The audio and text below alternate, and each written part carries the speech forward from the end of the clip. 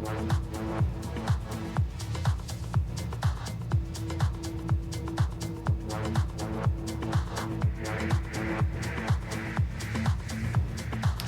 right, everyone. Welcome. This is grab your brew, get yourself a comfy blanket, and relax and enjoy our show. Tonight, we are at a haunted location. We had a lot of background noise in the microphone, so maybe you'll have maybe some messages we may pick up in the middle of our podcast. Enjoy the show, and we'll be talking about spirit animals and dreams and dream interpretations and the such and all the such. And yes, tonight is going to be very interesting. Besides the conversation of the books that we're going to be talking about and the subject, so this will be interesting if you ask me. What do you think? I think it's going to be pretty interesting, especially with the feedback that we're having. It's extremely energetic this evening, and I'm kind of interested to see what transpires. I know the last time that we communed together at said haunted location, we were talking about different subjects, energy vampirism, traveling, different signs and messages. Today, talking about spirit animals, I feel like it's very much so relevant because with signs and messages, animals are extremely powerful. And sometimes they show up in dreams. So dreams, I feel like, is going to be a very expansive topic this evening as well. Well, I don't want to interrupt you, but tonight we had a moth here. Oh, yeah. Which was very relevant to you. In many ways in your personal life, but we're not going to go into that. We won't. Maybe that's a different subject, maybe in a different day. Maybe. Yeah. Maybe. I'll probably try to put that as an American Tarot story for people to embark on when they're ready. Mm-hmm. Yes. Normally, like in my on my YouTube, I have it. And the other thing I wanted to talk about was also like when I originally started this podcast, or actually my YouTube channel,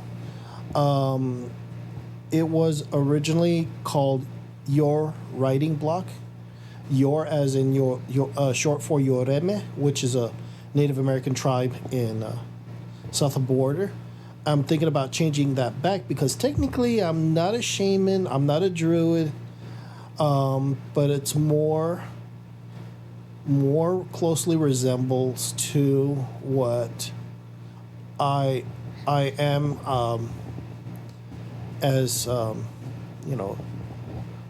closer to what what this podcast represents. I mean my YouTube channel I represent in somebody who's spiritual. I mean, of course I live in the US. I don't live in Mexico. And there's a whole tradition of a lot of folk magic and herbalism and folk tales, which I can only get in books now because they used to be college courses in Berkeley. There's only one book out in all of Amazon. I was lucky enough to pick it up. So I'm very happy about that. Learn about my ancestry, and I'm lucky about that. So do you feel like they were strong in interpreting dreams, spirit animals, doing divination, in dream state animals, anything like that as far as like a practice? As in practice, I don't know because I just barely got into it. And it's mostly about herbalism. Oh, see, their concentration's a little different. Concentration, but they do have dances. They do wear costumes, and I like I said, I just barely got the book. I have not really sat down and read it. A lot of it, like I said, is native herbalism with the native plants that are in the region, which is fantastic. And it looks like 2/3 of the book is about herbalism, and the rest of it is about cultural and some pronunciation of things, and but yeah, which is kind of interesting. Is like they were more interested in about how they survived in their environment, because like most of it is about herbalism and what the plants are and what they used. Maybe the natives held back in a lot of things, but yeah, it's like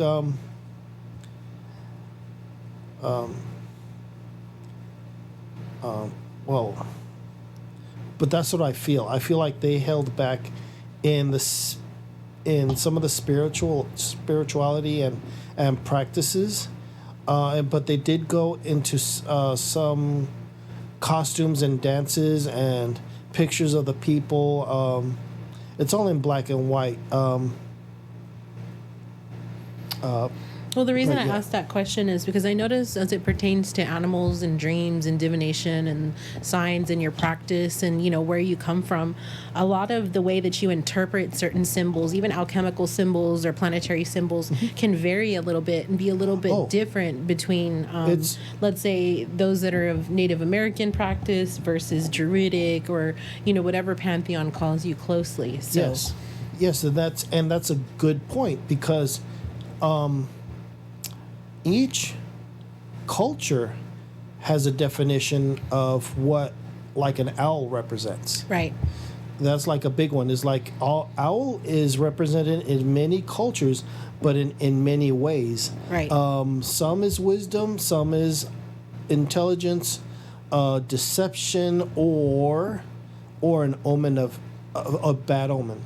Well, I kind of want to pick up this book and see what the owl is, according to Stephen D. Farmer. I'm pretty positive. I have a couple of this person's books. I really admire this author, and I kind of want to see what an owl speaks to as far as the literature we have here today. Yeah, and that's the funny thing, is that understand that depends where you're standing culturally. That may not be pertinent to like certain cultures, because I mean, some people like to use a blanketed term, and it's like, hey, I'm looking at this like a Roman, pantheon's version of this, and that's what is it? It's the goddess of archery and hunting. Is it not Artemis? It's a female goddess, and she's about hunting and wisdom. I can't remember. I need to look it up, but yes. But the owl represents a certain way there, and that's from looking at it in that way. Mm-hmm. And different cultures have many different meanings of owls. So it's fascinating, where people just throw, I had a dream, and this message had to come out, is like because I actually on TikTok, I'm kind of regretting I shouldn't have said anything. Is like, hey, owl doesn't always represent what you think it represents, because you're going at it at a at a different culture. It's that's not always true, depending on who's watching this. Owl could be a bad omen for some. Well, for this one, there's, of course, the picture of an owl, and there's a couple of different variations that show up in here as far as a barn owl, a barred owl, a great horned owl. They will all mean different things as far as what this author says. But it does say that when it shows up that you should meditate in silence and darkness for a few minutes in the evening for the next few days to see what is revealed to you, because it's not necessarily a bad omen, but an omen that could tell you there's some new information coming towards you, and to look behind people's guises. It's a right period to tap into the foundation of your intuition to see what's available to you. So that's good, not necessarily ominous unless you're scared of the dark and you're like, what do you mean I need to go meditate in the dark? Well, some cultures, that's it, anything that bumps in the night is not good. Like like in Mexico, bad omen, and also is a shape-shifting form for the bruja. It can be. It usually is pretty negative. From my recollections, when you hear like about an owl, it's usually like, oh, you better watch yourself. And and we're closer to the border. Yeah. Just a few hours away. And there's a lot of wilderness out there. So they also go on to say if there's a screech owl, a short-eared owl, or a snowy owl, there's different protocols that you should kind of employ. But you can also call on spirit animals, especially if they pique your interest once and you're feeling like you're thinking about them. You can call upon them. And specifically for the owl, it looks like if you're facing difficult decision, you may want to make a decision that will have the best benefits for all those concerned, and that's when you can call the owl. You're going through a dark period in your life, you need some help navigating, call the owl. And if you already know the owl is your power animal, you can already see what others don't. So this really speaks to a keenness of the assessment of situations and people. So that's pretty neat. I think that has definitely changed my current perception on how ominous and how kind of alarming an animal like the owl showing up can feel like. Yeah, I'm trying to see if there is an owl here. I don't know. There's another dream book that I was looking at here, and this dream book is one that's authored by David Fontana, and this one kind of just touches on different things. And as I flip right to the page that says animals, there isn't anything that mention owls but birds. And so in most cultures, birds symbolize the higher self, although small birds who stay close to the earth represent more accessible instinctive wisdom. So I mean, the owl doesn't fly too high, stays closer to the earth, endows wisdom. Great. But it also kind of like reflects where they're getting their knowledge from too, which is another thing. It's like where that knowledge is based off of. Owl is representative of wisdom. And that's more like of certain goddess in Roman times, or that time period in that region, maybe. But see, that's it's been so long for me. I can't. I think it's Roman. I can't remember if it's Greek. You know what I mean? It's just, for me, it's just been so long. It's hard for me to remember. And of course, I'm going off of the information here because, it pertains to that sort of knowledge in that region, So like earlier Europe. when you mentioned we had a moth, I mean, for me, we won't go too far into it, but as far as what I know, I'll be looking at the moth, looking at different perspectives on what it could mean for me personally, what it could mean as far as the season, because I think it's notable that animals do function by season.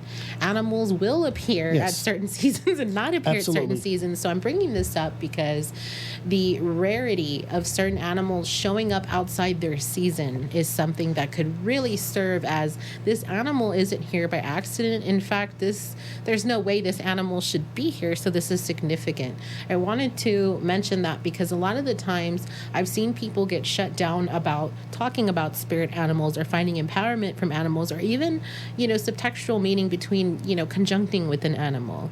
And they get shut down with, well, hello, duh, it's the season for them. Or, oh, that's so normal around this time of year, to where sometimes we'll dismiss what's being told or what's, conjuncting with us at the time. That's a lot of what's going on is, So a moth probably, people see moths all the time. But I will tell you, for the purpose of this podcast, the moth was pretty big. I mean, the moth definitely had kind of like a size that was a little bigger than this cumulatively. And I don't see those very often. You'll see little small moths. And the other thing about it is I have no idea when this thing came in here. My room is pretty sealed. The place we're recording is pretty sealed.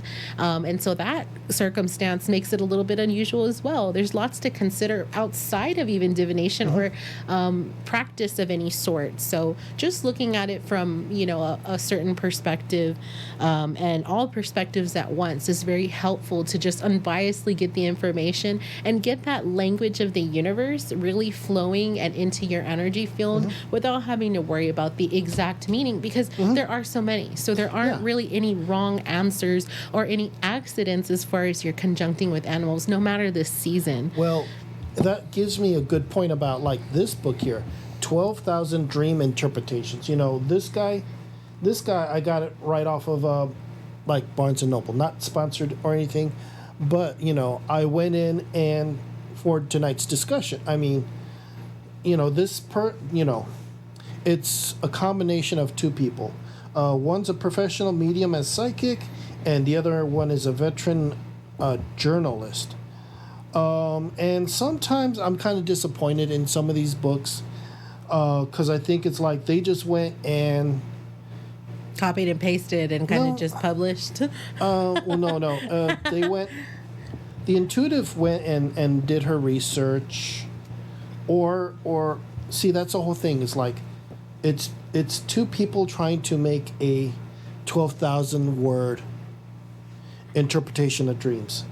Some like this one here, which to dream of an owl connotes wisdom, underscoring that your judgment about a person or situation was accurate.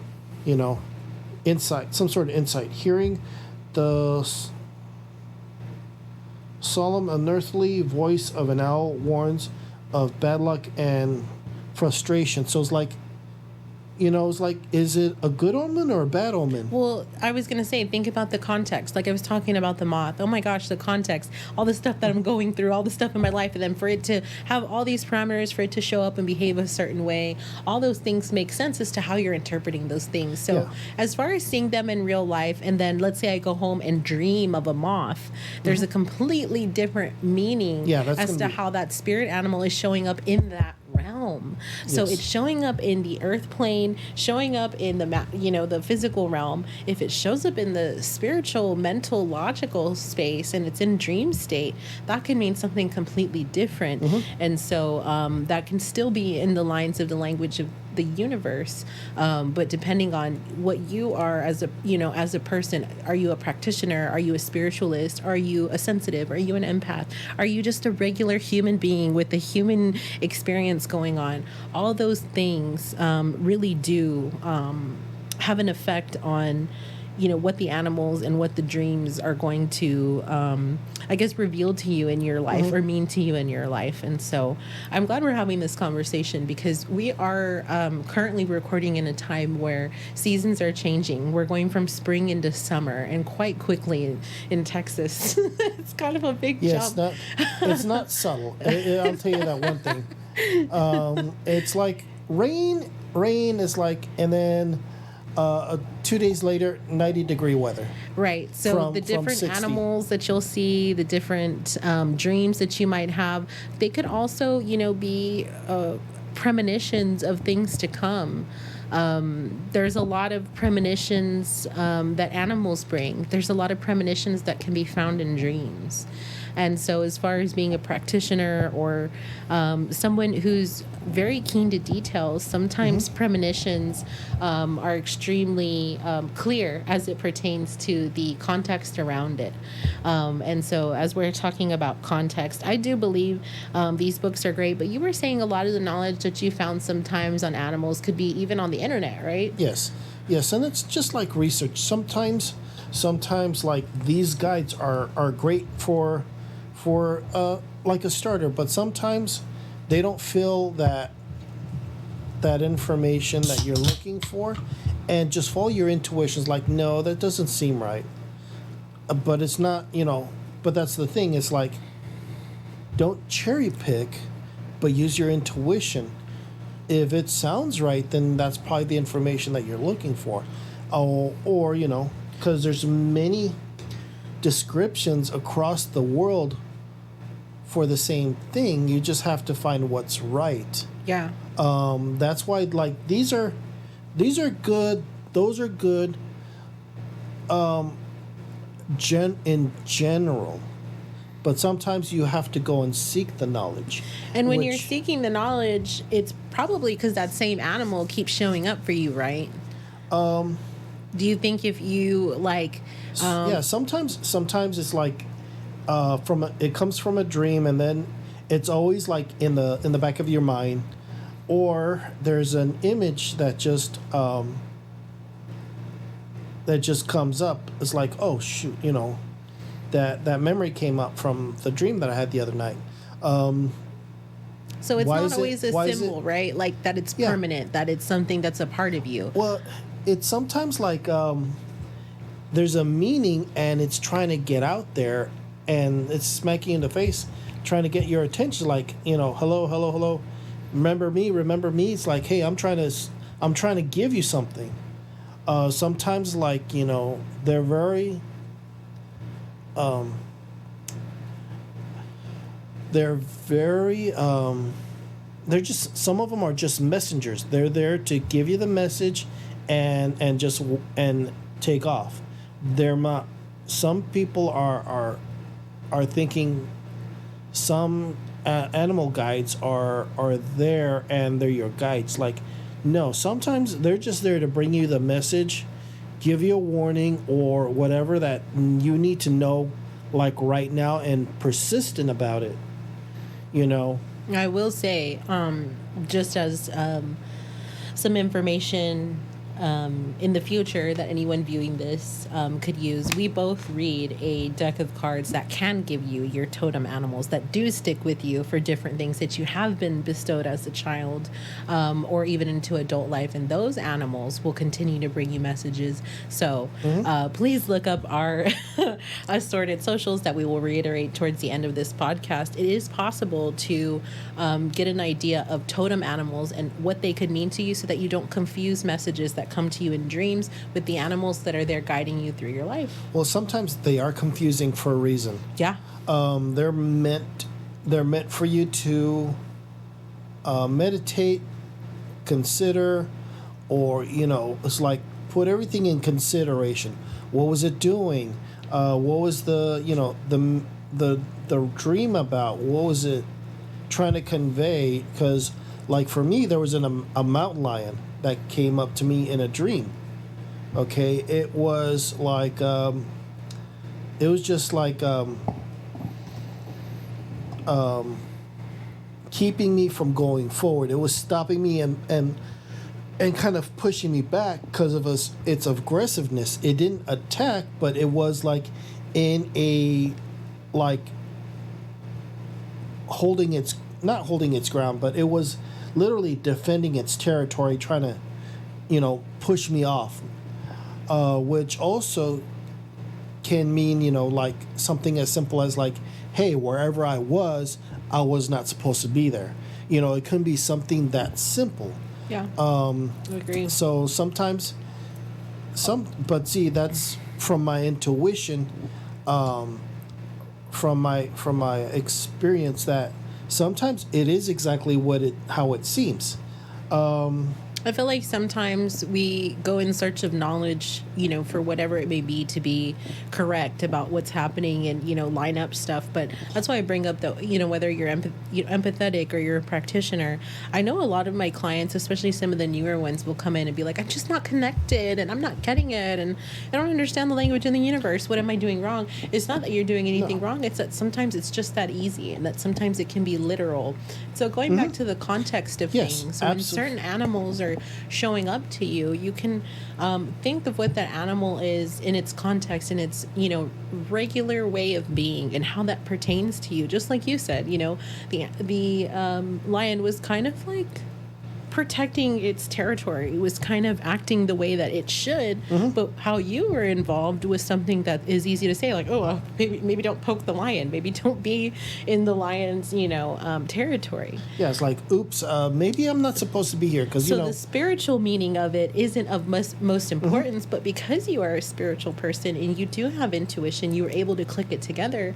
But I want to say that to say this, those who... Sometimes it is exactly how it is. Yeah, those who have seen animals, or people call you Snow White or whatever it is, animals are being attracted to your vibration, and animals are coming to you a little more often or in a way that you're noticing for a certain reason. So don't be afraid to look up what that is and really just interpret for yourself what it could mean. And just know that if it's being translated into different realms, like the dream realm, or even just thinking of certain things, the intellectual realm of things, it's for a reason. And you can look at it and really take what your life and your situation could play into it as into consideration, and not feel like you have the wrong answer just because there isn't enough supporting information. So it doesn't necessarily have to be an all-out spiritual or intuitive process to commune with the universe, the animals, or even what is present in your dreams. Now, the information about dreams that I saw mostly in this book here, I'd like to show, and not really show the camera, is if you're looking at specific things on Google and dream interpretation, and you do want to get the facts as far as what the human body will project as far as, rearranging information and showing you certain things, look up Carl Jung, look up Freud or Freudian Freud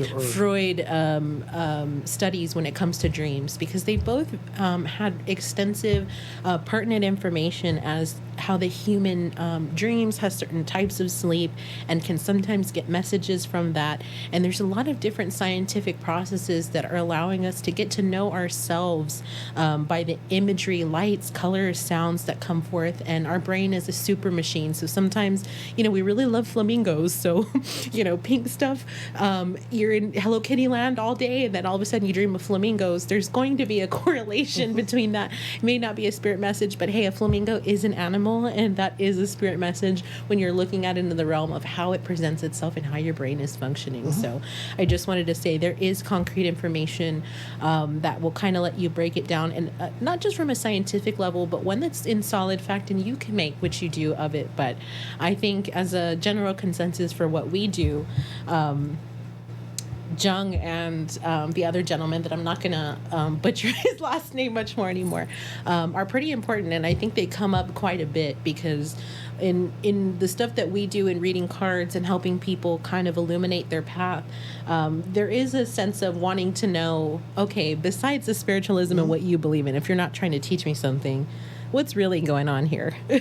Yeah, I mean, we're human, so we're gonna try to figure out, is there a deeper meaning? Because sometimes some of us is like, oh, is there, and sometimes it's not that difficult. It's like, this is what it is.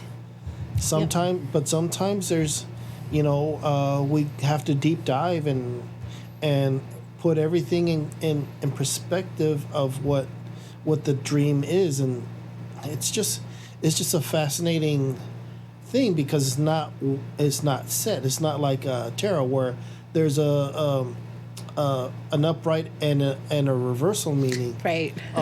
It's not that simple. And sometimes certain cultures, have different meanings. There's also, Well, I think in the different meanings, just to expand on that, is like the behavior of said animals. So going back to animals and the way they show up, whether it's like in nature and you're by yourself and this animal's acting strange, or you're in a dream and you're in nature and the animal's acting strange, the nature of what that animal is doing is important. Was the animal facing you? Was the animal flying away from you? Was the animal dive bombing you? Exactly. Was the animal defending its young? Were you in its territory? Were you climbing a tree? All those things are very important, and it's really important to be clear and maybe even write it down. So dream journals are a thing. Yes. Make sure to have a journal next to your bed, because that actually could be relevant to your what's coming up, or is just a message for you, to prepare for whatever is going to be coming your way, in the future or your day. Yeah. I mean, even, and sometimes, which when we talk about, like in that book, sometimes we have ESP messages or premonition about things. Sometimes I get it in dreams, but I don't think I've ever gotten ESP messages, but definitely premonition about things. Not that often. It's rare. It doesn't happen often. But Yeah, I was gonna say I don't dream that often, and I've had a few dreams that really showed premonitions for things going on in the future, but it was always very symbolic, and it didn't always have to do with animals. Actually, these premonitions were almost warlike every time because it was strategy that my brain was trying to get me to see. oh, It was like a perspective that would help me understand the energies at play so that I wouldn't be so surprised when it happened. And I always found that very interesting because I guess I guess they say, don't lie to a witch or whatever. She'll know by, she or he will know by certain means. I do feel like the dreams that I've had were like, no, I will know because I will dream about it. And the dreams that I had were Well. very pertinent to stuff people were hiding. yes. Well, that's like I said, that's a subject for a different day. Yeah. But because I pulled card for you for certain subjects. Yeah. In the past and recent past. And and a lot of that's true. A lot of it did come into fruition. It wasn't just random dreams. It wasn't just my brain reviewing the day or putting things into a story to where I could be like, oh wow. It was actually giving me some notions of what was about to happen. So dreams can be incredibly powerful whether animals are present or not. I do believe it's a lot easier to interact with animals, especially on the earth plane. So I get excited to think about the fact that I could potentially dream in interacting with animals. Like maybe they really can talk back and we're having this whole conversation, or maybe there's telepathy being used for us to communicate. I don't think I've dreamt about animals too much, but I do interact with them easily in the physical realm, so that's good. Yeah, there was a phase in my life where when I dreamed, there was nobody there. Nobody. It was it's like my hometown was empty. I walked around. There was nothing. I looked around and looking, and I was just wandering in the dream realm, just in the image of the hometown that I grew up in. Interesting. In my dreams, there's always people. I'm never by myself. But see, that's what I'm saying. That's so interesting. There was a phase in my life, in my younger years, in my Was that before you moved? late teens. Out of your hometown? Yeah, I was in high school still. Oh, so that was a premonition that you would be moving, maybe.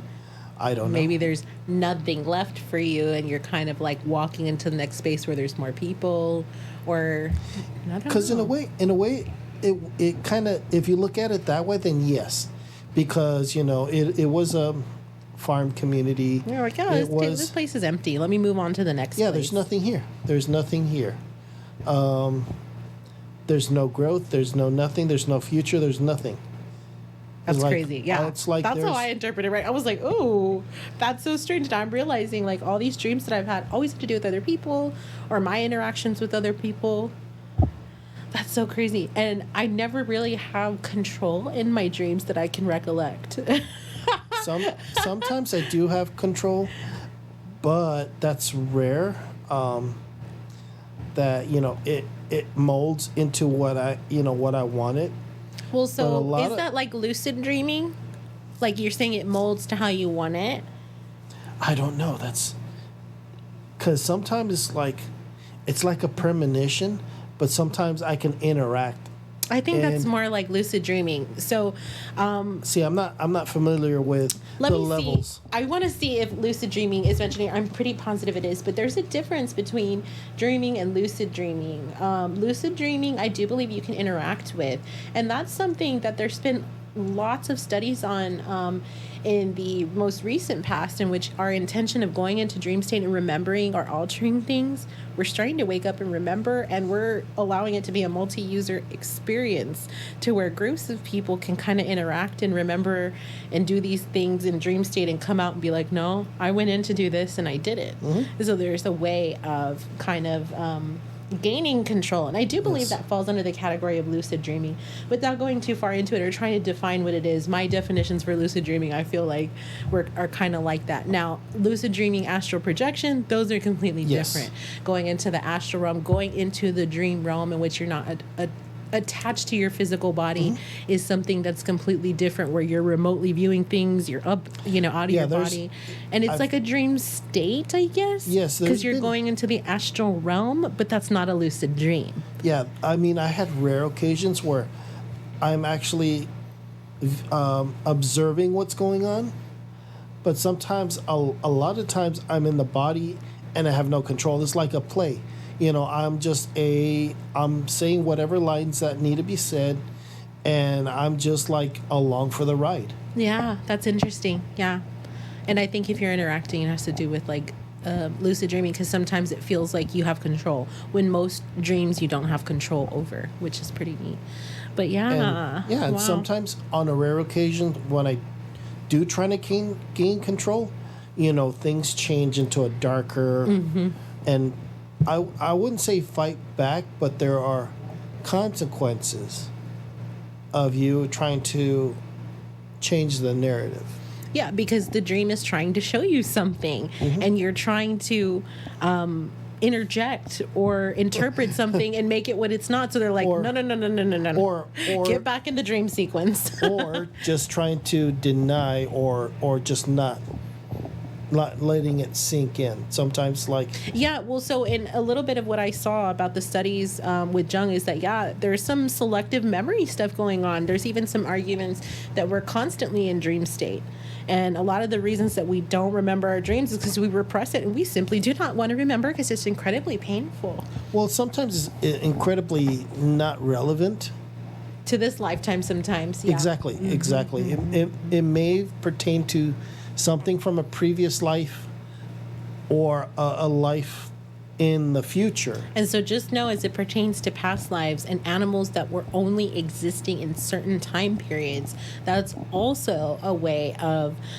premonitions, viewing your past life, information, things for you to look out for, and how things may not be relevant, but they're showing you so that you know those parts of yourself and that they make the connection for a past life that you've had.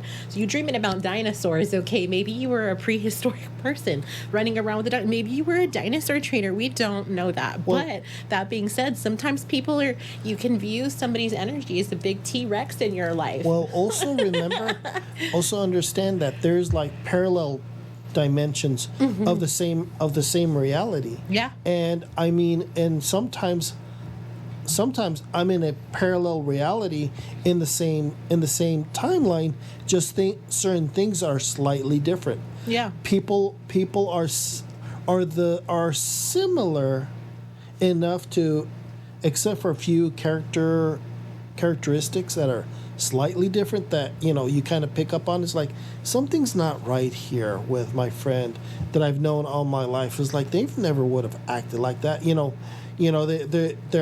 They're out of character, same timeline, but I think in a different parallel reality. And I've had dreams like that where it's like, okay, I'm in this reality or this reality because, And so that explains, I know last session I was like, oh my God, Psychic Vampires, Olivia Rodrigo, that song. Billie Eilish has that music that's like, where do we go when we sleep? Well, we go to different parallel dimensions. We visit different outcomes. We visit different lives that are happening instantaneously that we can't always, merge together in the daytime, but we use the nighttime or the time when we're sleeping to do that and visit those possibilities. Yeah, and sometimes that timeline or whatever we die or there's an accident or we have those, and then we get part of our conscious that we were connecting to come back to us, and I think that's how we remember some of these dreams, because we're all the same. We're all slightly connected, and I think that's part of the dream realm, where we get connected with all ourselves, but we can only concentrate on one because there's so much information. Our consciousness is spread out so much, we can only concentrate in one parallel reality and recall and bring. When we wake up, our consciousness comes back to us, and and try to recall and make sense of the reality. And sometimes that reality doesn't mean that we're like biped people. We're whatever. We could be a creature or an entity or whatever. Because from my experience, not all the time. How about are the animal in the animal dream? That's what I'm saying. Yeah. That's what I'm saying. Sometimes I'm not walking in two-legged. As a human, yeah, you're walking on four, or you're in a tree, and you don't have opposable thumbs. You've got wings. Or no, you're just looking at it a different perspective, and sometimes it's enough to say, "Hey, I'm not human," and sometimes you wake up because there's just that slight connection, well, but it's not resonance, it's resonance, but not a really strong resonance. It's just a small resonance where I think we can get a glimpse of an alternate reality. Well, if anything, and everything is energy, and it's got a frequency, and we can resonate between animals and humans in that way. That's what we say. That's my spirit animal, or that person's my spirit animal, because energy can transfer into different bodies, different realms, and all that. So sometimes that's why sometimes those energy. Sometimes you're compelled to say, "Hey, you be careful out there." To people, or you don't know, you stop them. It's like, hey, that's animal instinct. Well, no. What I'm saying is sometimes you're given messages to relay to other people. And during our waking reality. And so what's crazy? We're kind of compelled sometimes, like, hey, I don't know why. Hey. I don't know if it was like a story on TikTok or where it was, but there was somebody that gave testament to stuff like that when you're just compelled to do something. But the story that surrounded this, I won't say the whole thing because I'm going to butcher it and mess it up, but the premise of it was, I'm thinking about doing this in my reality, and I don't know how to do it. I've been thinking I need to do a cartwheel, and I don't know, I just feel like doing a cartwheel, and if I have to do one later today, I guess that would affirm this, that, or the other. This person goes on to have a dream that tells her to do a cartwheel, while on the other side of the universe, someone is losing their faith in whatever they believe in, and they're like, I won't believe that this faith is anything until I see someone bust out in a cartwheel, and then I'll believe. Well, the orchestration of the universe would have it, long story short, that person ends up doing the cartwheel, confirming for the other person that stuff really is connected, and that there are some things that have to happen by someone feeling compelled to do it for other things and affirmations to happen, and those things to conjunct for the greater good of other things. Sometimes there's a reason for everything. Yeah, so if you're compelled, it's a lot of the times the universe moving you as a pawn, not in religion, not in shamanic practice, not to be anything so specific as that, but to make energetic and frequency waves in the universe, especially so that sometimes things can show up in people's dreams because it showed up in their physical reality. It can then transcend into their mind and get into their intellectual level, and hopefully for their highest good. So I don't know, I think that's awesome. I also think too, just to kind of round out the conversation, they say people can sometimes look like their pets. I do believe people can sometimes resemble animals. And I don't know if that's a psychic sight or if that's an extra something that I can kind of see with people, but I do deeply resonate with that idea, because I don't know if it's an energy signature that I'm picking up off of people or an energy that they're carrying. But sometimes there are people that I look and I'm like, oh my gosh, they remind me of the most beautiful animal that I just saw on National Geographic or whatever it is. And I'm like, wow. And then I'll get transcended into the time where that animal lived or whatever, and almost go into a little dream state and then come back in and be like, wow, how cool. And it's just somebody showing up with a certain frequency that reminds me of an animal or whatever that takes me right back into a dream. So Yeah, everything is connected. But well, yeah, it's like sometimes like a certain frequency. do you feel like people remind you of animals or like bear animal energy or anything? Well, yeah, there's certain people that see there's many types of energy, all the way from ancestral energy, elemental energy, animal energy, also monster energy. So there are some just people that are just wicked. Absolutely. And they give off the aura, and it could, some people are born that way. We're born psychic vampires. Are no, some They're not just born that. needing to feed. Well, not only that, just malice. Yeah. Some people just feed off of malice. Not just, and that could be like the previous podcast about malice. Some people feed off of hurting other people. And so that's to be said, as far as, dreams and interpreting things. I think, as far as the last podcast with psychic vampirism, I'm not sure psychic vampirism could, really follow you into the dream realm. We did talk about Freddy Krueger and all that fun stuff. But the energy that can be present as far as premonitions and running into a psychic vampire, I do think that's something that could happen. Oh, absolutely. There's many shadow creatures with many different abilities that are roaming around, and we gotta be careful how we travel, because we're vulnerable unless you know how to protect yourself and have create yourself a haven in between to have a safe place. Because That's a good point. I think there was a book I gave you, the other one, the shamanic healing. Oh, yeah. That actually was talking about also about when you dream, have yourself a actual dream haven. Which is great advice. So we and I, Luis and I both talked about whether we dream or we remember frequently or not.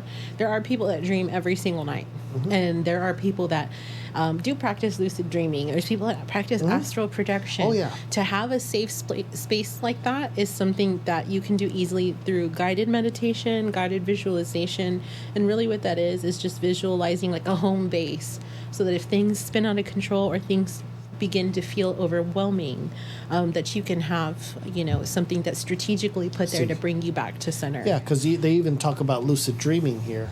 Oh, that was the book then. I was like, I don't remember. Books are amongst my favorite things, but there's so many that I'll handle in a day that I'm like, which text was that? Yeah, exactly. Creating the astral clinic, and I think that's section. that's pretty great. You I think know- that would have probably helped in Freddy Krueger, right? Dream. That would have helped in Nightmare on Elm Street. Yeah, dream exercises. Yeah, I mean, this is like, there's some, for me, there's like, some of these are some of the information would not be relevant to me, but sometimes there are some nuggets of information that would be good in general for everybody. Right. Anybody. It doesn't have to be because I'm a You don't have spiritualist, to. because I'm a practitioner. Yeah. And even if You don't have to be a druid. You don't have to be a witch. You don't have to be, anything, just someone who anything. dreams or someone who wants to Dream. Yeah. anything to do with the astral and dreaming, Yeah. it's like a good piece of information. Yeah. A good nugget of information to have in general. Well, so kind of like you were talking about, like the different way that books are illustrated and different books have nuggets of information. This one, you would never think that, this book has the contents that it does, but I'm just so grateful that it, at least touches on that part of it. I think of shamanic healing and I'm like, oh man, that's that's something so sacred and it feels this or the other. There's actually so much information in here that if I were looking for something and this is the index of information, I'd be happy I found it just like I am now. But this would kind of throw me off a bit.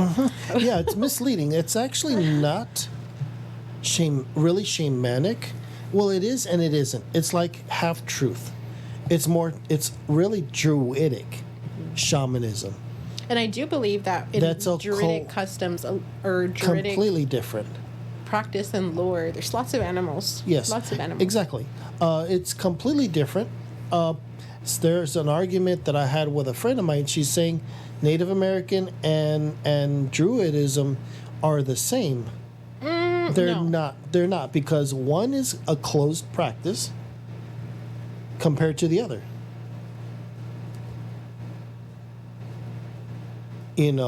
One is a racial cultural practice.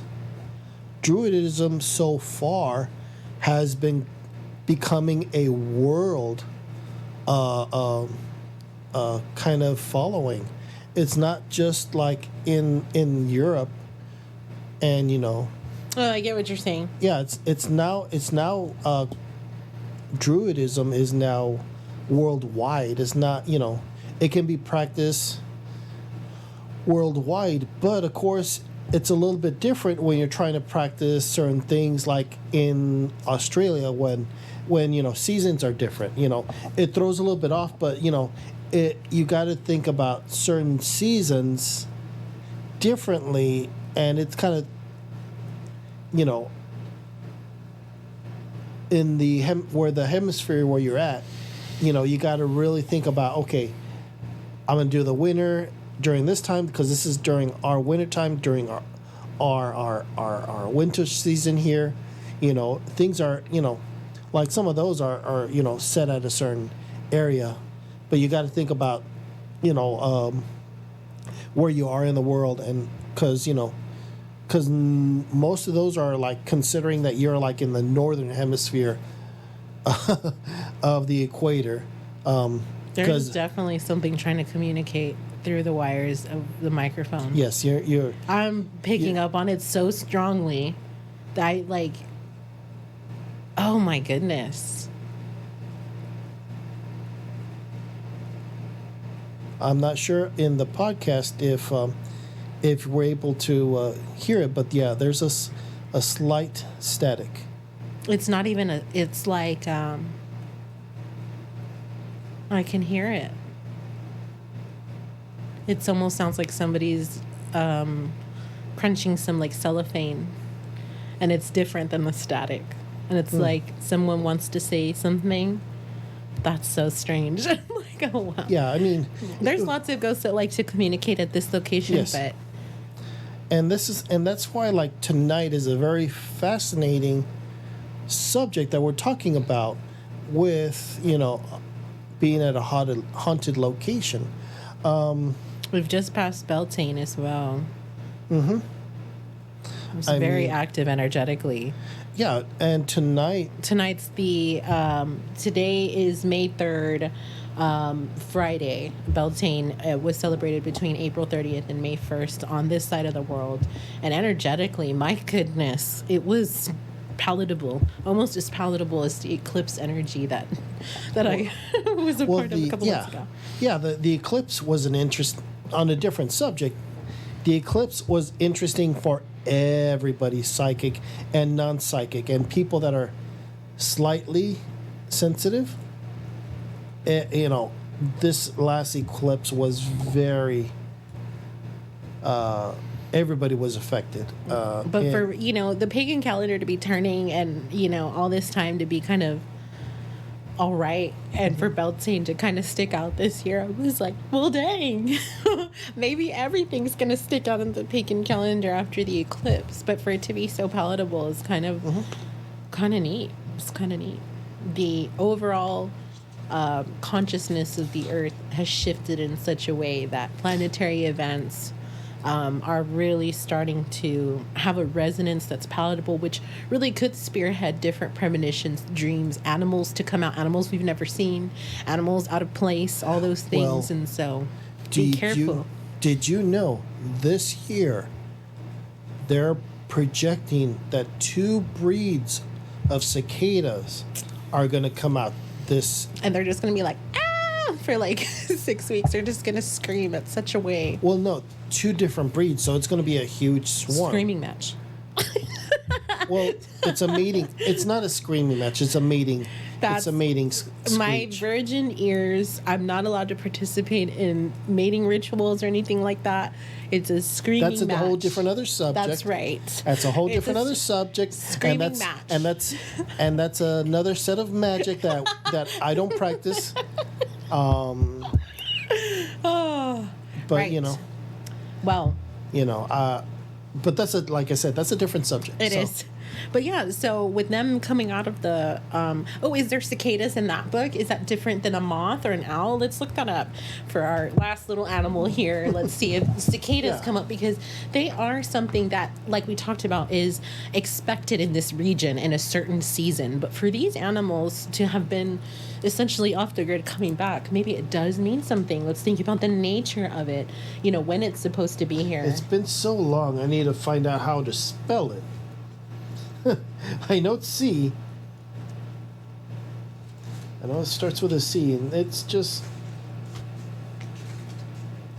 Let's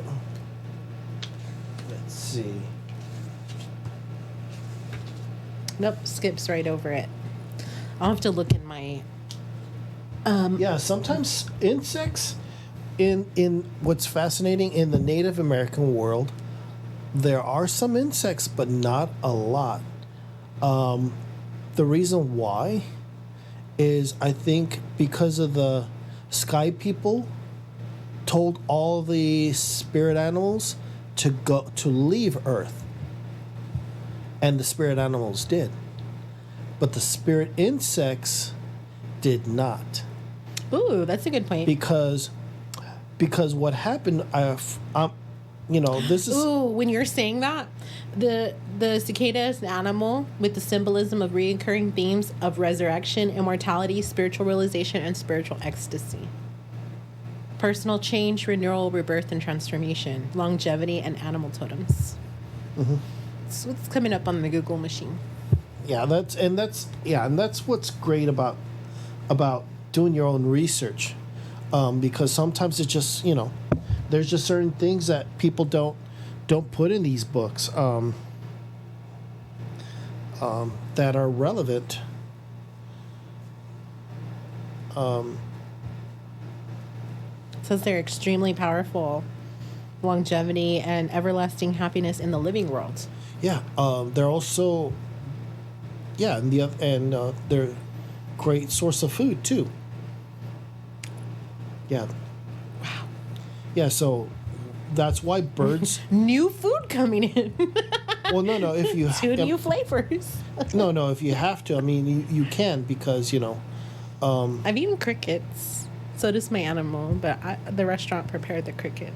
Yeah, that's different. With my gecko. But cicadas, they're another form of food too. Wow. But yeah, that's why, like, birds hunt them really, really hard. Like, that's why, like, I'm not sure if you actually seen it, because, like, during cicada season, the birds go after them really hard, because they're screaming, saying, "Hey, I'm dinner, come get me." Well, they're a great source of food, because it's like, they're not like, they're not tiny. They're like a good meal for them, for the birds. They'd be a little more stealth and the birds wouldn't find them. Well, also they need to... It's their mating season, so... It's their screaming match season. Yeah, it is.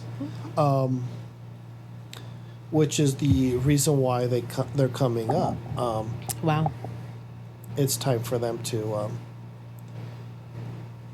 you know, um, procreate and go back and lay the eggs and start the cycle again for another 7 to 3 years, depending on the breed. Wow. That's crazy, but that's like you said. And I believe cicadas are, I think, also an ingredient for some people's spell work, I think. I have to look that up. Because of what they represent, and but I'm not sure. See, that's something like I don't know where I saw that. It could be just my guide is telling me something, but sometimes like I get information. It's like, which is hard. Sometimes it's hard to tell if it's my guide or something else. Right. Especially at a location like this, to exactly. be honest. And that's, I mean, and that's like a fascinating thing about doing all of this here. And it's a stormy, spooky night. Well, yeah, it was earlier. But yeah, sometimes, like, we can just get messages like, where did that come from? Why did I say that? It's like, and sometimes I think what we've noticed here between, the milking barn or being in the carriage house, there's time slips. There's time where so much time has gone past because we end up going into some realm, talking about this and the other spirits are coming into, we're like, what? It's what time? We spent how much time? And it just felt like 2 seconds. Yeah. It's crazy. And it's to say that maybe we were in a dream state. Like, we're always in a dream state and then we woke up or whatever it is. Well, understand that time is only it's a human. Yeah, it's a human measure of it's a human infinite concept. Stuff that's going on. It's a human concept. So it's a construct. Time is not relevant to any other creature except for man, and it's our own creation. I'm hoping it catches on with more people, but I don't know if I sound crazy when I tell people I don't care what time it is because the time is right now. Like, I have so many friends that are like, around the world, the time zones vary so much that I'm like, who cares? Because the time is right now. We're in this moment and we're experiencing time together on the same plane right now. Well, so yeah. But yeah, sometimes it may be 2 p.m. for you and 2 a.m. for me, but we're still, conjuncting when we're supposed to in space time. And so I'm like... Well, but see, that's the whole thing. It's like, two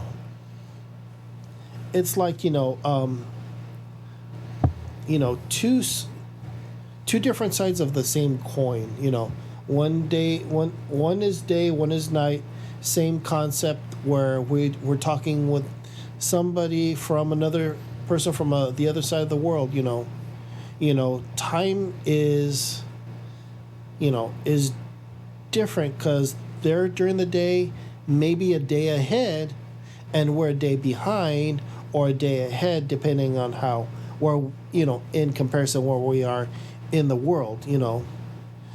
There's that, because I've already, like, for me, I'm actually because I was in the military, I actually went from the East Coast, went around the world and lived and stopped in the West Coast. So technically, I'm from the future, a day in the future. Right. Wow. So that's you heard it here. You're talking to a time traveler. This is now the best podcast that you've ever run across. Tune in for our next episode, in which I think I'm going to leave it a mystery element, because there's so much that we have knowledge about, not only separately but together. We experience so many different things in the places that we've studied, that we've gone to observe things, that I feel like we can put together some things for the next podcast. It'll be just as intriguing as him finally admitting that he's a time traveler. Well, a minor time traveler, just for a day, which is kind of hard because when you keep on going east, you always lose hours. So in other words, That would mess me up. I'm already That like, means- oh my gosh. that means like every day you get less sleep. No. Every day. It's like, okay, I lose an hour of sleep here because we hit another time zone. You're in the time zone for like a day or 2 days, and then you lose another hour. I'm going to end my portion of input for this podcast on please get your sleep. If you're having terrifying dreams, please reach out to, of course, a professional, someone in the spiritual realm, someone who can help you dissect those things. But sleep is so incredibly important that Yes. low amounts of sleep can cause hallucinations or other things that may not be spirit messages. So make sure that you do get adequate rest, whether you are traveling, whether you are in the military, whether you are someone who's jumping time zones. Just understand that time is what you make it and that you need to time block yourself to get adequate sleep so that you're your best self, always focused on your highest good and ready to receive the messages, whether via dreams or animals, that you should. Because there's always going to be the question of, is that my guide or is that something else? Was that my dream or was that a reality? Always make sure that you put yourself in the position to at least be well rested. That's all I'm going to say. Yeah, because once you're well rested, you can actually Discern better. Exactly. You're not, how do you call it? All your faculties are actually working at its full capacity. Right. Because we can easily misinterpret something because of lack of sleep.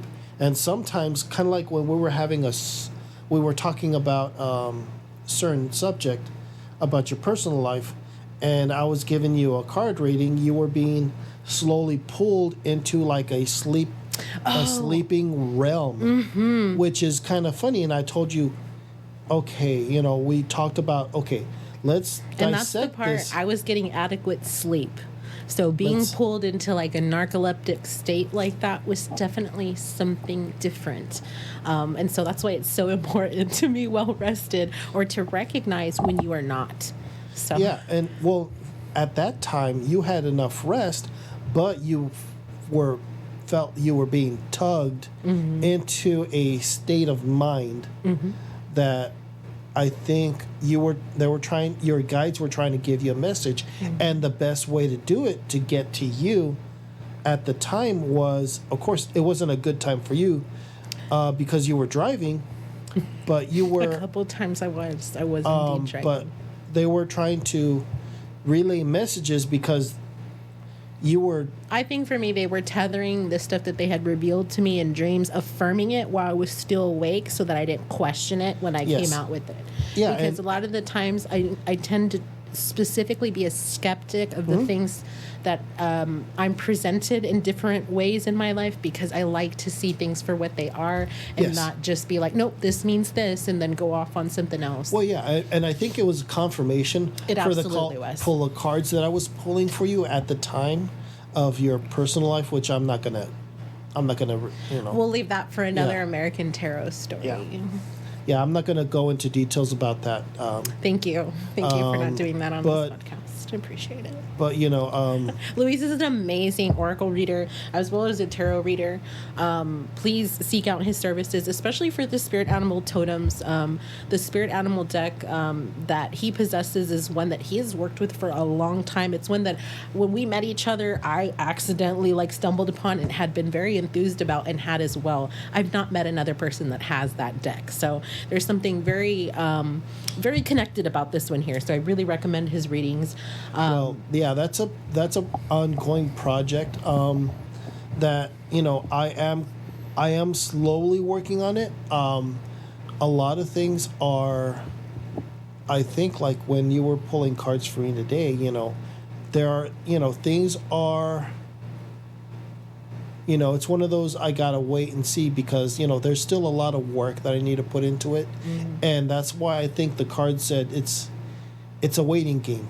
Even if I finish it, early, I think it's still one of those situations where it'll be relevant later, not now. Um, just just work at it, and you're exactly where you need to be. And I'm not questioning it because I'm not working on it right now.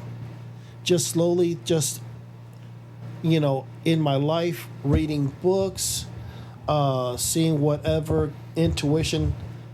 You're talking about the project that you're working on? Yes. Okay. The Oracle deck that I'm working on, my Okay, project. I didn't want to tell people that you were working on an Oracle deck, but I've seen it firsthand. It's absolutely so cool and so different, and something that you're definitely going to want to make a part of your collection when it does come out. So be patient. Yes, Spirit is guiding you. Yeah, and that's. I won't get into that, but Yeah, that's a whole crazy other thing. Yeah. That I might talk about in the future. It's a surprise what we're going to be talking about in the future. But for that, yeah, like sometimes it's just like you were saying, it's like right now it's not the time. It's going to happen when it happens, but everything is going to fall into place when that. But that's fine. I am not in a rush to get this. I'm not trying to push it and fuck up. Pardon my language, but I don't want to mess this up. So I'm just taking my time because there are certain things that are that I'm thinking about adjusting and changing a little bit here and there. I'm trying to add different spreads because they're not.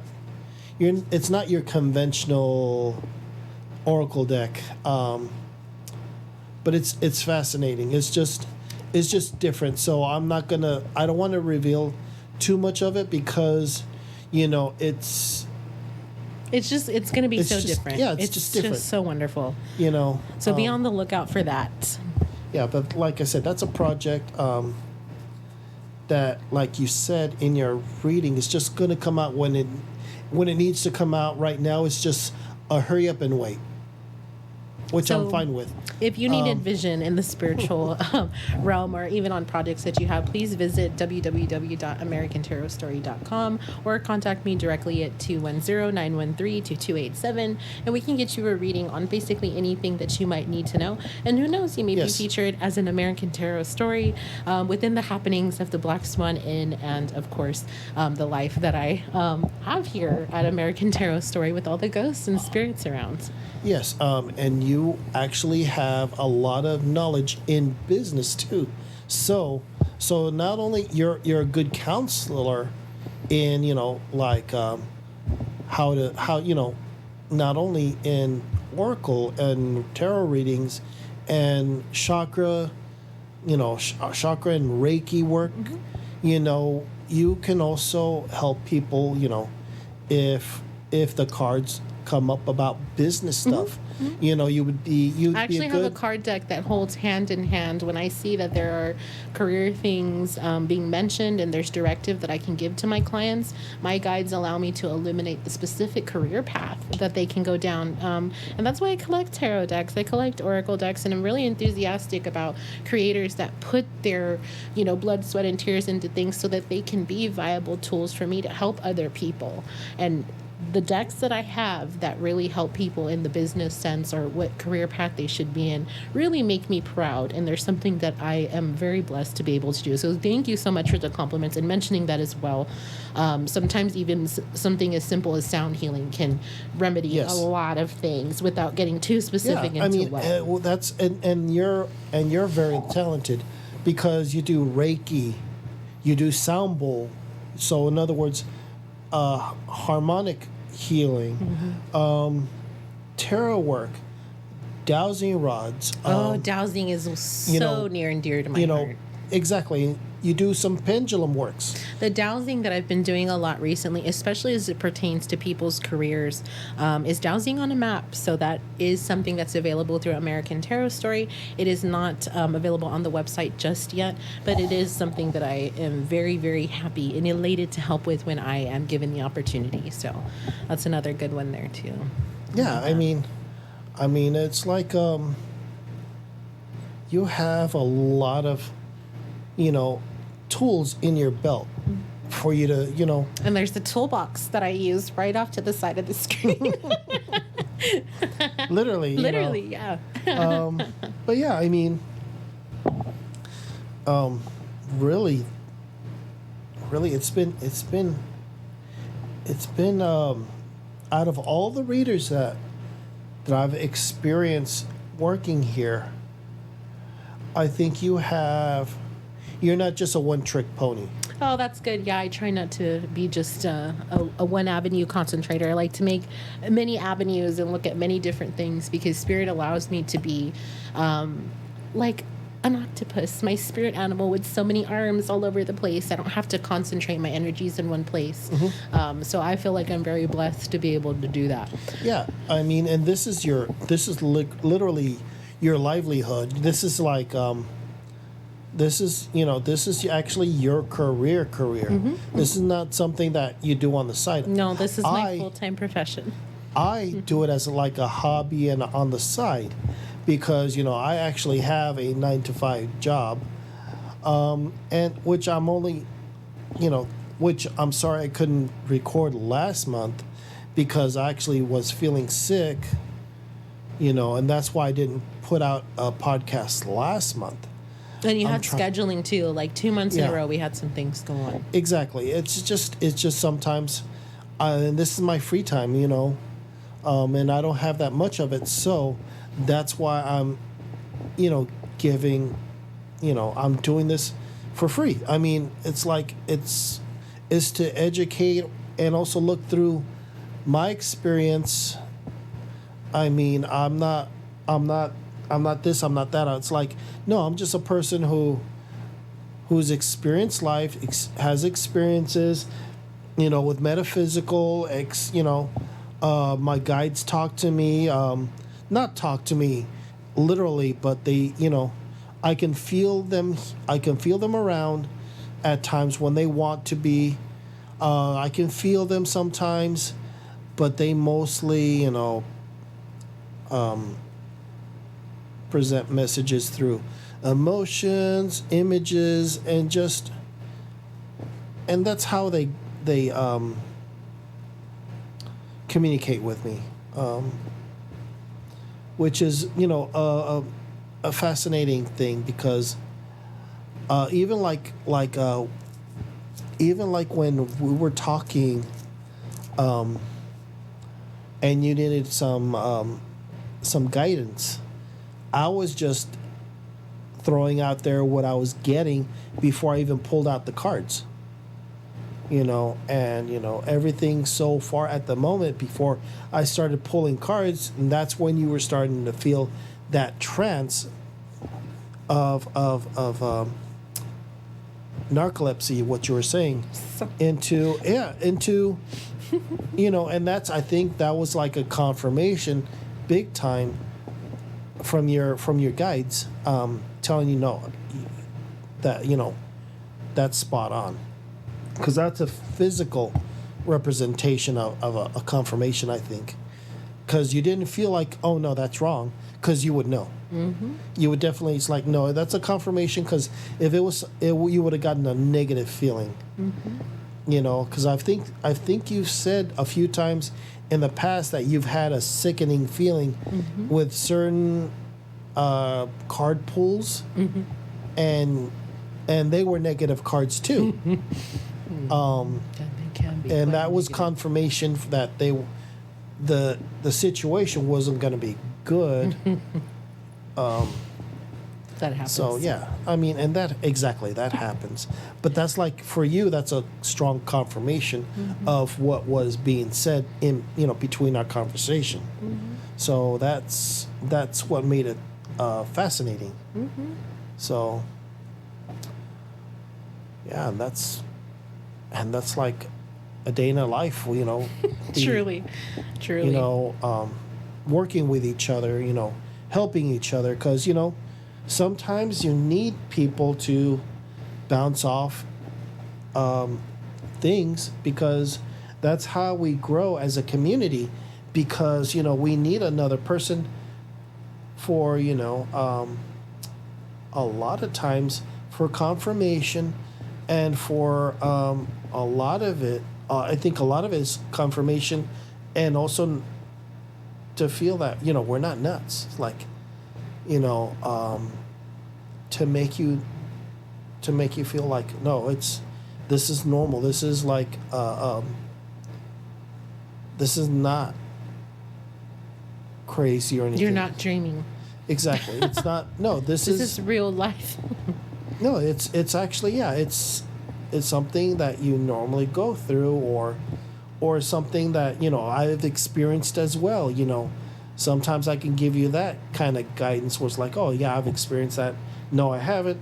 Maybe you're thinking of this. I put a different spin on it because sometimes you need a different perception of the same situation to understand it better because we think differently everybody abilities are different sometimes they can be the same but they can be slightly different because their messages could be coming in like whispers feelings images there's so many different ways or they're being tugged here or tugged there or there's mediumship with cards or stones or charms bracelet charms I've seen that done marbles buttons different colored buttons and how you throw them which is what side whatever it's just there's so many spin on divination and it's fascinating. It's without a doubt it is fascinating. And I'm not all end all be all. I'm like I said, I do have some knowledge, but that's only by what I'm getting by my intuition, my guides. And that's not through any teachings of any sort.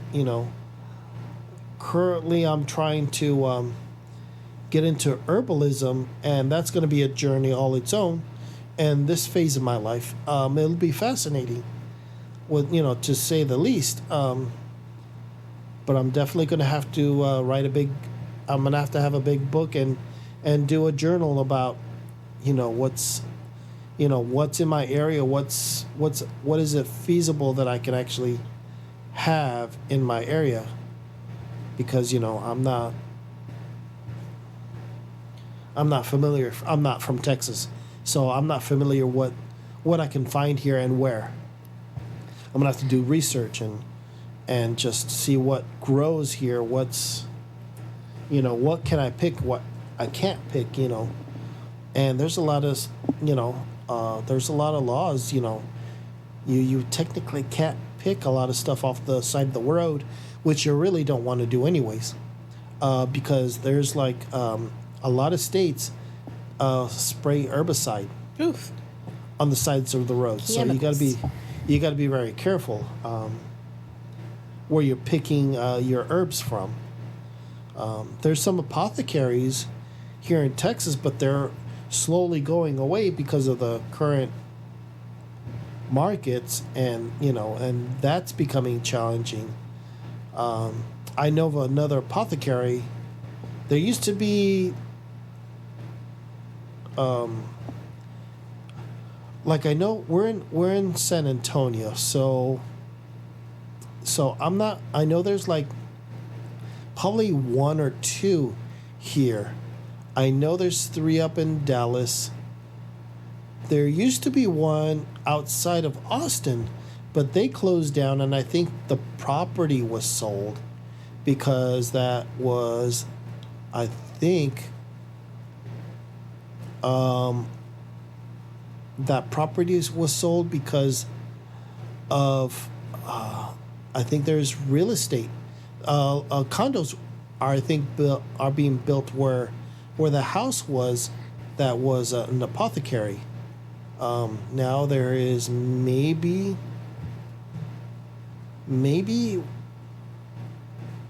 one in Austin. I'm not sure. And I may have to go up to Temple or Colleen area. Wow. So for herbs and apothecary, herbs and stuff for any working or teas or stuff like that. Which in the future I want to see what I can get. That I can see that's available to me that I can easily get, because some of the stuff is, some of the stuff I may have to order online, because businesses are being hit hard, especially these mom and pops that are trying to help people are being hit because the economy and stuff. But that's, like I said, that's going to be another subject that's probably not going to be really good for this podcast. Maybe for another podcast, but not for this one. But yeah, it's going to be challenging in the future, getting into this next study that I want to get into, because it's just a lot of, I hate to say this, a lot of the wildlife is slowly being developed, because a lot of companies are coming here in Texas because of the tax-free zones that and which is kind of scary, because this used to be a field, a lot of butterflies used to be here and used to come here during the summer. There's some places that are just gone, while the indigenous flowers that bring in a lot of the butterflies, they're gone, which is kind of sad. But it's there's progress, I guess, but that's in the inner city. Which is crazy. Yes, they're in the inner city of Austin. Yeah, there were some fields in the inner city, but not anymore. It's now they're condominiums are in those cow fields or just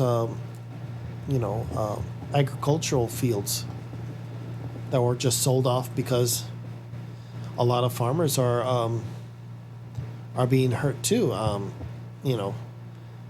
For many reasons, because it's getting expensive just to be a farmer in the U.S. But that's another tangent. I don't know why I'm running off. But yeah, Well, I look forward to us catching up next time in our Yes. next podcast.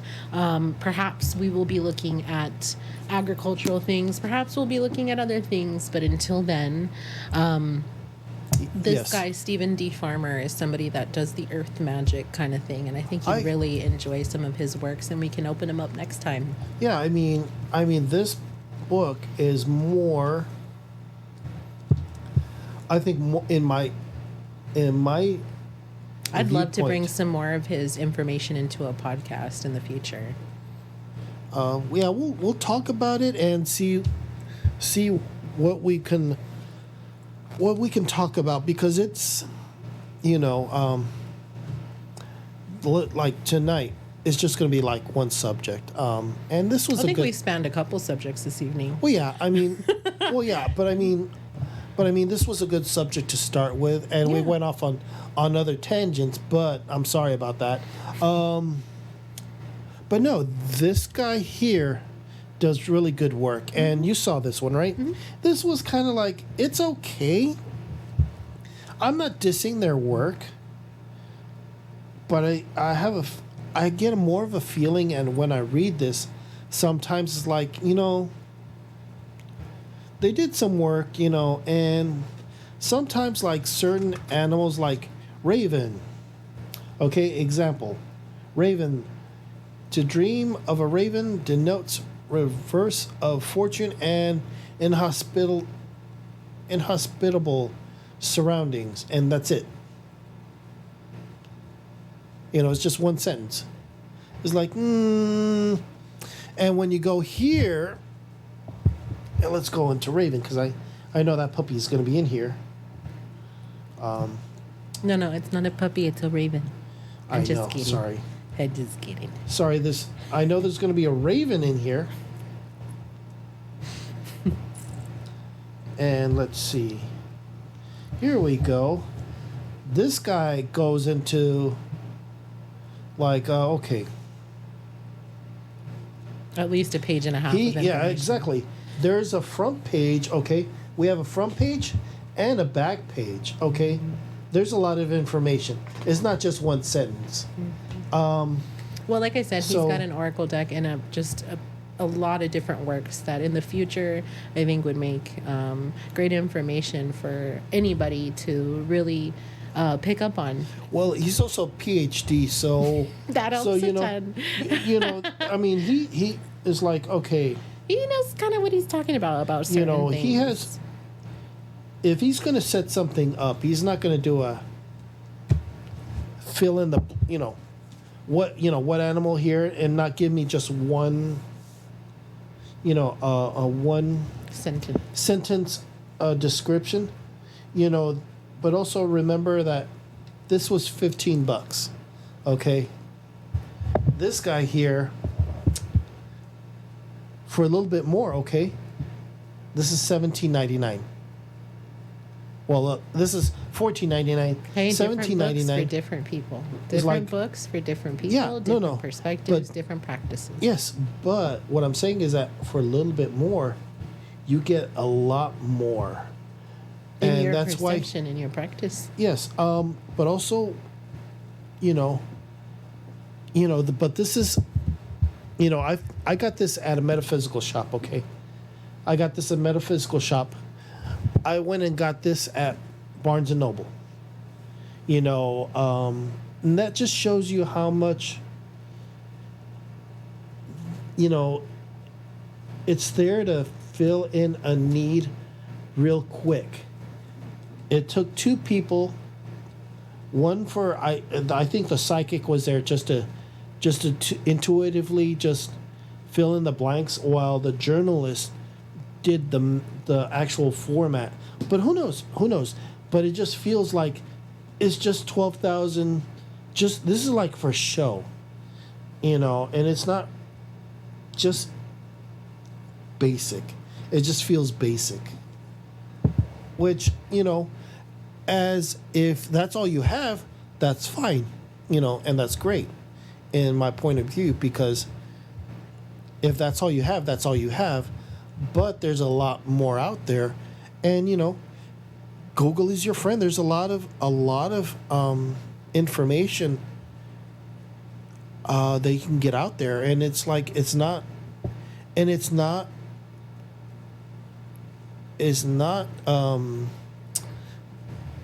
that information doesn't have to be based in the U.S.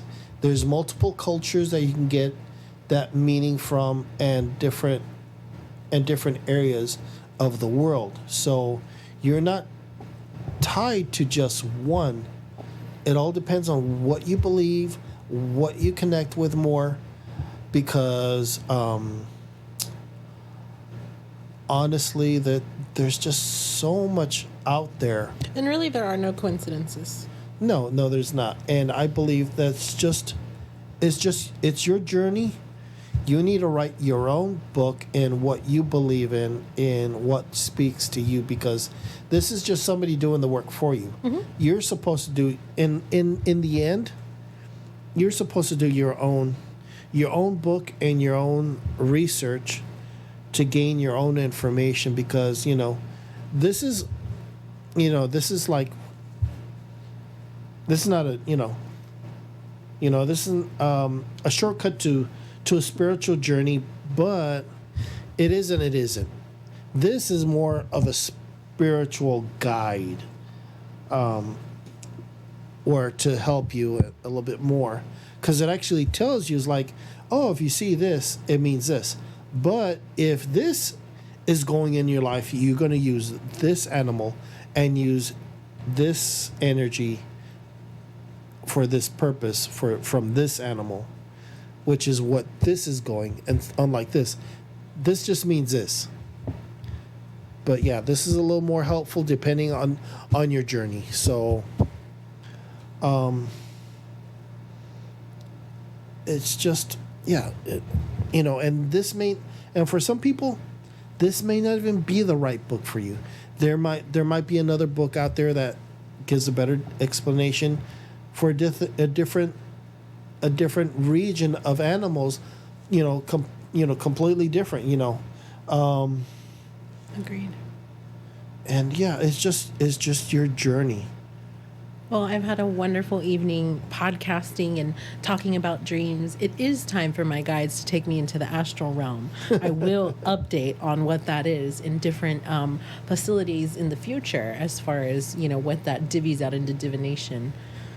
But can't imagine what it'll be about this evening. I'm going to try to do some dream journaling or something. Yeah, I'm definitely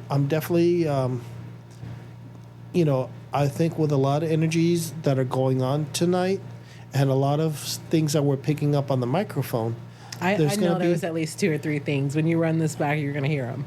Yeah. So I believe that tonight there's some messages that I'll definitely get that'll be interesting to interpret, or they'll be very obvious. It all depends on my quality of sleep, I think. That too. I think that's... But, we're going to go ahead and leave it tonight. Leave it here tonight. I'm not sure what our subject is going to be next time.